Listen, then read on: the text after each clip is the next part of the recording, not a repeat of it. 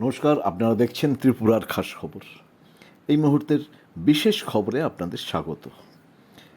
ত্রিপুরাকে শ্রেষ্ঠ ত্রিপুরা করতে এই রাজ্য সরকার এগিয়ে চলেছেন নানা কাজে, নানাভাবে। যেমন এক ত্রিপুরা, শ্রেষ্ঠ ত্রিপুরা গড়ার লক্ষ্যে মানুষের কাছে অত্যাধুনিক চিকিৎসা পরিষেবার সুবিধা পৌঁছে দেওয়া।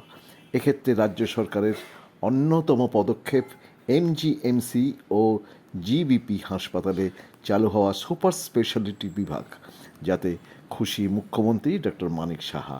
আর বিনা পয়সায় সাধারণ জনগণ চিকিৎসা পেয়ে চলুন। রুগী এবং তার স্বজনরা কি বলছেন শুনে নিন। আমি অপর্ণা দাস। আমার মাকে নিয়ে বিগত 26-27 দিন ধরে আছি জিবিতে স্পেশালিটি ইউরোলজি ওয়ার্ডে। আমরা বিনামূল্যে সব কিছু চিকিৎসা পাচ্ছি, সুযোগ সুবিধা সব কিছুই পাচ্ছি। নমস্কার, আমার নাম কিশোর দেবনাথ, আমার বাড়ি কোয়াই। আমি জিবি হসপিটালে ইউরোলজিস্ট বিভাগে আমি কিডনি স্টোন।